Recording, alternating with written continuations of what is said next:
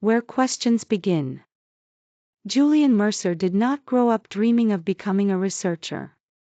Curiosity entered his life slowly and without ceremony, shaped by small moments rather than grand ambitions. Raised in a quiet town in northern England, he learned early that stability was valued more than experimentation, and that questions were often answered quickly so life could move on without disruption. At university, Julian chose mechanical engineering because it felt practical and respectable. He learned formulas, applied models, and completed assignments efficiently, yet a persistent sense of incompleteness followed him. He was solving problems designed by others, not discovering questions of his own, and the absence of intellectual ownership quietly unsettled him. Everything changed when he joined a research laboratory during his final year.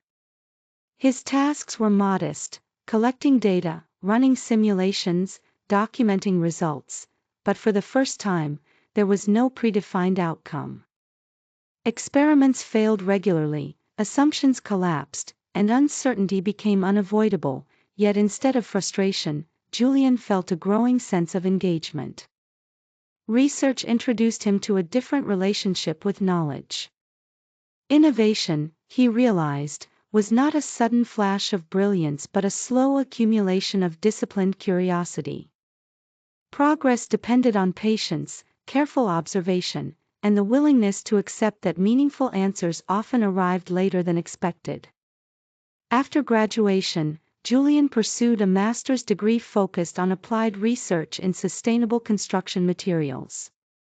The work demanded more than technical skill; it required critical reading, synthesis of ideas, and the courage to question established methods. Innovation, he discovered, often began in overlooked details rather than bold declarations.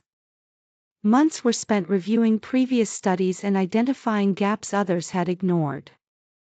Small inconsistencies became starting points for larger inquiries, and Julian learned that attention itself was a form of creativity. Research rewarded those who lingered where others rushed forward. Despite his progress, self-doubt followed him constantly. Surrounded by confident researchers, Julian questioned the originality of his ideas and the legitimacy of his voice. Yet his supervisor emphasized process over certainty, reminding him that honest inquiry mattered more than immediate success. Failure slowly lost its power to intimidate him.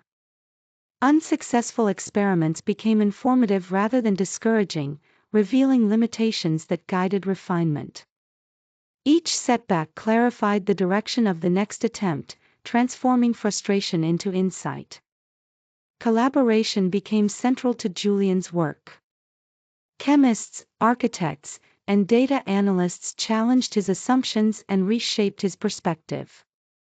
Innovation revealed itself as collective effort, emerging through dialogue rather than individual genius. Long evenings in the lab blurred the boundaries between work and reflection.